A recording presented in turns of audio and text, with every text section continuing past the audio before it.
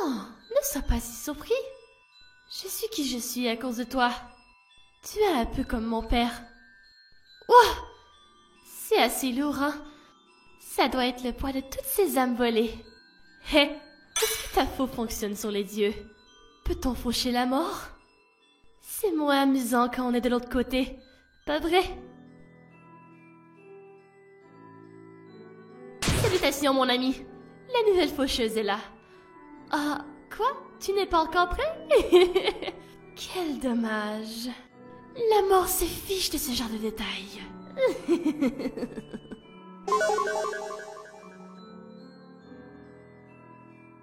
Je n'aurais pas pu le faire sans lui. Après de longues recherches, je l'ai enfin trouvé. Elle s'était pourtant si bien cachée. C'est vraiment dommage, je n'aurais eu aucune chance de la trouver toute seule. Et même si c'était le cas, je n'aurais pas été capable de passer la barrière sans être détectée. Mais maintenant, elle tolère ma présence facilement. Elle sent en moi une amie. Je suis apte à entrer dans ce sanctuaire en ce moment même, car la mort a frappé à sa porte. Et qu'elle a répondu. Il me l'a servi sur un plateau d'argent. Sans, tu es de retour? Elle a accepté si naïvement la mort dans sa vie. Et maintenant, je suis ici. Salutations, mère. Je n'aurais jamais cru te voir à nouveau.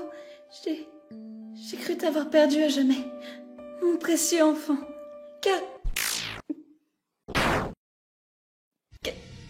Kara? Le fameux amour maternel si aveuglement crédule. Mon enfant. Comment? Je ne suis apparemment plus cet enfant-là. Et tu avais l'air si heureuse de me voir. Comme si tu étais contente de retrouver ton enfant perdu. Comme si tu m'avais réellement aimé et pleuré. Mais as-tu seulement demandé à ton ami la mort ce qu'il m'était arrivé? Il a dit que tu reposais en paix. En paix? Ha! Ce sale menteur. Non, il n'y a pas eu de paix. J'ai erré entre les mondes pendant tout ce temps. Oublie de vous tous. À ton enfant adoré, tu lui as offert la mort. Non, ce n'est pas... Cet enfant que tu clamais aimé si fort, tu l'as donné en pâture au loup. Je ne voulais pas tout cela. Je ne suis pas celle qui... Tu l'as abandonné. Parfois, j'ai vraiment envie de plaindre la mort. Toute la souffrance que tu as fait subir à ton enfant. Toute cette violence. Et comment tu l'as laissé se corrompre. Et quand un enfant est cassé, ce que tu fais est de le remplacer par un autre. C'est tellement facile pour toi. Tu es vraiment une mère horrible. Je suis tombée dans le piège de t'aimer. Mais je me fiche de ça à présent. Maintenant, je sais la vérité. Ce monde n'a pas besoin de Dieu. Le cycle? L'équilibre? Votre pathétique tentative d'instaurer un ordre doit être effacée. Et à ce moment, ce monde sans Dieu succombera à son état naturel. L'entropie! Le chaos et le désordre. Et tout commencera par toi, Toriel, déesse de la vie. Comme toujours, n'est-ce pas? Je vais faire le travail que ce faucheur incompétent a toujours échoué à faire.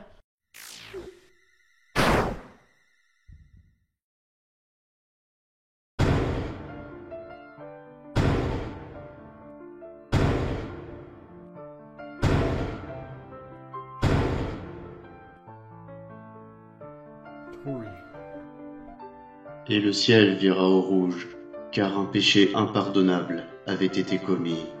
Une grande lumière s'était évanouie. Une interminable plainte résonna depuis les cieux, et les larmes du roi tombèrent incessamment sur la terre. Cependant, même lorsque le ciel virait au noir, la mort se heurta au sanctuaire. La mort ne pouvait pas l'accepter, qu'elle était partie. Il ne pouvait pas l'accepter. Il ne pouvait pas. Il ne le ferait pas. Pour la deuxième fois, et avec peu de temps d'intervalle, le monde ressentit une autre perturbation, une grande obscurité. Elle s'échappait de la mort.